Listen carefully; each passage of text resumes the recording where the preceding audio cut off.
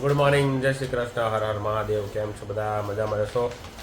કાલનો બ્લોગ તમને મારો પાણીપુરીવાળો કેવો લાગ્યો કમેન્ટ જરૂરથી કરજો મિત્રો.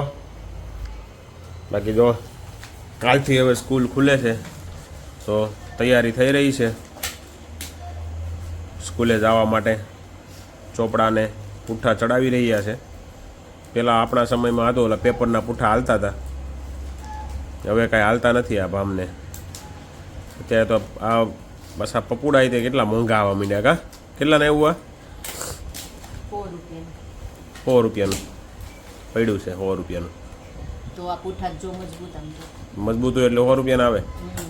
શું હે 5 રૂપિયાના એવું હોય છે? 5 રૂપિયામાં તમારા જમાનામાં આવતું હોય છે. એ અમારા જમાનામાં આવતું હતું 5 રૂપિયાનું. હવે પ્લાસ્ટિકના પૂઠા પ્લાસ્ટિકના આવી જાઓ. ખાલી કલર આવો કરી નાખો ઓરેન્જ કલરનો.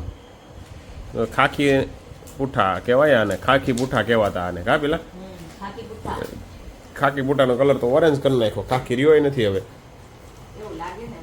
પણ પ્લાસ્ટિકના થઈ ગયા એટલે આમ સારું છે એક રીતે. બાકી અત્યારે છોકરા પહેલાં આપણે ધ્યાન ન રાખે, અત્યારના છોકરા ધ્યાન રાખે ચોપડાનો, એટલે જરૂર ન પડે પૂઠા ચડાવવાની. પણ તોય સ્કૂલવાળા માગે છે ફરજિયાત પૂઠા. પાછા અમુક સ્કૂલવાળા તો અમુક ચોપડીઓ બહાર પાડે છે, એની સ્ટેશનરીમાં જ મળે, બીજે ક્યાંય મળે નહીં. હા, એવી ઘણી સ્કૂલો એવી છે ભાઈ કે જે હવે આમાં ચોપડામાંય કમાય છે. ભાઈ સરકારના આવતા હોય તો એમાંથી ભણાવવાનું તો સાઈડમાં રહ્યું. નવા ચોપડા એની સ્કૂલના બહાર પાડે ને એમાંથી જ ભણાવે. એ પાછા એ એક જ સ્ટેશનરીમાં મળે અને અલગથી સપાવડાવે પાછા. તો હોશિયારના દીકરા થઈ ગયા બધા યાર કાનીવા. બાકી આપણે જો આપણે જે સ્કૂલમાં જાય છે ને ત્યાં એક જ ચોપડા આવે છે સરકારી, જે આવતા હોય ને એ જ છે. સરકારના નીતિ નિયમ મુજબના ચોપડા આવે નહીં જ હાલે, બાકી કોઈ ન હાલે. આવું છે એટલે ગમે ત્યાં મળી રહ્યો એટલે ઉપાધિ નથી કાંઈ. બાકી ચાલો, તમારે છોકરાઓને ભાઈ કાલની સ્કૂલની ભણવા જવાની તૈયારી થઈ ગઈ કે નહીં કમેન્ટ કરજો. બાકી ચાલો, સ્ટીકર બીકર જો આ જો આવી ગયા છે. આપણે તો સ્ટીકર લેવા હોય તો ધમ પસાડા કરવા પડતા કેટલા, ત્યારે સ્ટીકર લઈ દેતા હતા કા? એ તે વરમાં એકાદી વાર રોવા પડે. પેપરના પૂઠા ચડાવ્યા મેં તે ભલે ન ચડાવ્યા મેં તે ત્યારે જો તૈયારી થઈ જ જાય પહેલાં જ. સ્કૂલ ચાલુ થાય નહીં પહેલાં તો જો નીવાબેનના તો કમ્પ્લીટ થઈ ગયા છે. તો મૂક્યો તો દીધા હકેલી નીવાય જો ચોપડા પૂઠા ચડાવીને. ચાલો જોડાયા રહેજો અમારી સાથે.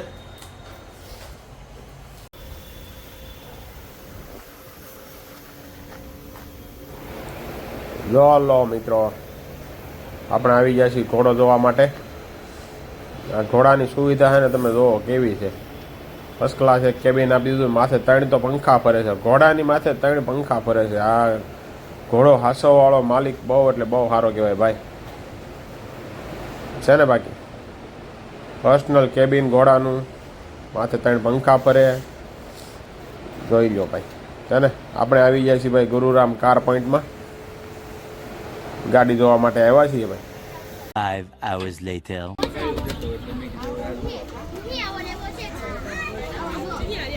કાલની સ્કૂલની તૈયારી થાય છે ભાઈ જો.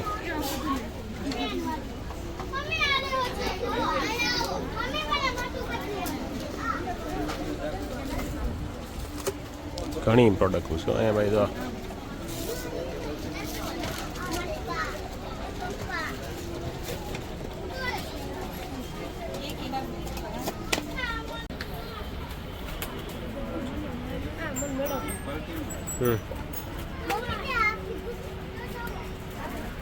આ ડોમ્સનું આવ્યું છે અહીંયા, પેન્સિલું ને એવું. હા હું નહીં કેલ્સી.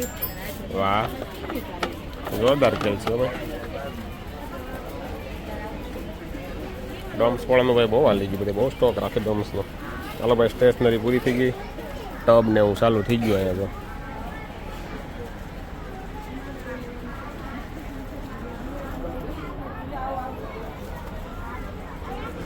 અપ્સરાને નહીં નથી મળતી, એક ડોમ્સ જ મળે છે કા?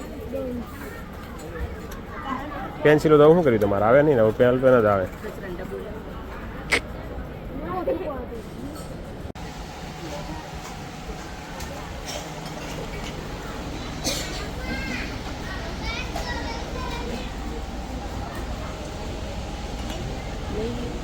લેવાનો કપ લેવાનો લઈ લો ને ભાઈ તમારે. ભાઈ રમકડા આવી ગયા ભાઈ, જાત જાતના ને ભાત ભાતના હો ભાઈ.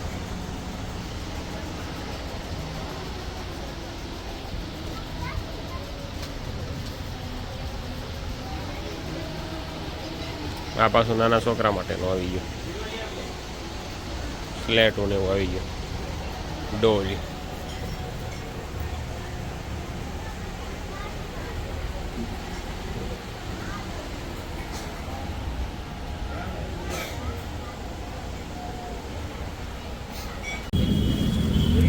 ચાલો ભાઈ, ખમણ ખાવા આવી ગયા છે.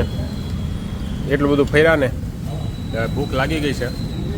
હજી પાછું ડીમાર્ટમાં ફરવા જવાનું છે, એટલા માટે ચાલો નાસ્તો કરી લઈએ, થોડાક ખમણ ખાઈ લઈએ, પછી ડીમાર્ટમાં. 2 hours later. ચાલો ભાઈ, બહાર તો બધે રખડી આવ્યા. પાણીની બોટલ લેવા ગયા હતા સ્ટીલની, પણ લઈને આવ્યા 40 રૂપિયાનો કપ લઈ આવ્યા ભાઈ. ખાલી છે ને નીવાબેન આટું કપ લીધો છે. બાકી લેવા ગયા હતા ઓલી ટાઢું ને ગરમ થાય ને એવી બોટલ લેવા આટું 1 લીટરની. પણ 1 લીટરની બોટલના ભાવ પૂછ્યા ને તો મારો ભાઈ 900 ને 700 ને 800 ને 1000 રૂપિયા એવા ભાવ હતા. એટલે આપણે એવું નક્કી કર્યું છે ભાઈ કે ખાલી સ્ટીલની બોટલ લેવાની છે. 100, 150, 200 રૂપિયાની આવે ને એવી, બરાબર ને દિયાન? બાકી આ ઠંડી બોટલ થાય એવી તો આ રહી, તો આ ટાઢું ગરમ થાય ને એવી આ 500 mlની છે.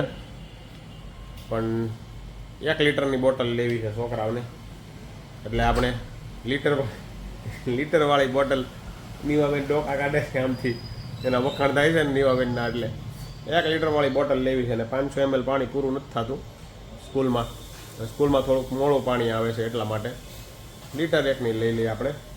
લેવીથી ટાઢી થાય એવી, ગરમ પાણી હોય તો ગરમ રીએ, ઠંડુ થાય તેવું ઠંડુ. પણ બહુ મોંઘી બોટલો મળે હો ભાઈ, ગરમ ટાઢા થાય એવી.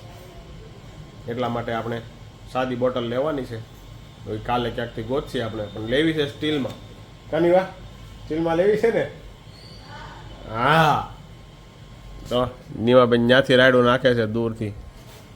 ચાલો મળીએ થોડી વાર પછી. જમવાનો ટાઈમ થઈ ગયો છે, 7:45 થઈ ગયા, જમવાનું બની રહ્યું છે.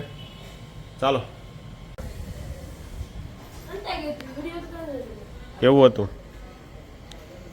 કાંઈ જમવાનું તો બને જ છે કમ્પ્લેટ. ઘી ચોપડે છે નીવા રોટલીમાં. ભૂખ લાગી છે આજે બહુ. ખમણ ખાધા પણ કાંઈ મેળ ન આવ્યો. ખમણ ખાધે, થોડાક ખમણ ખાધા, ખાલી નાસ્તો થાય ને એટલા. બાકી જમવાનું રેડી છે ભાઈ. શું વાર છે? ભૂખ લાગી બહુ. 10 મિનિટની વાર છે ભાઈ.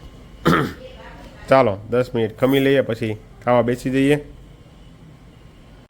ચાલો ભાઈ, ખાઈ પીને તૈયાર થઈ ગયા છીએ, જમી લીધું છે, અને હવે જાય છીએ નાકે ગેટે બેહવા. ભાઈ કોને એવી ટેવ પડી ગઈ છે કે ભાઈ ખાઈ પીને ગેટે બેહવા જવું જ પડે, એના વગર હાલે જ નહીં. કમેન્ટ કરજો મિત્રો.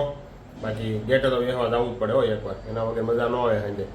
ચાલો, તમને મારો બ્લોગ સારો લાગ્યો હોય લાઈક કરો, શેર કરો, સબસ્ક્રાઈબ કરો.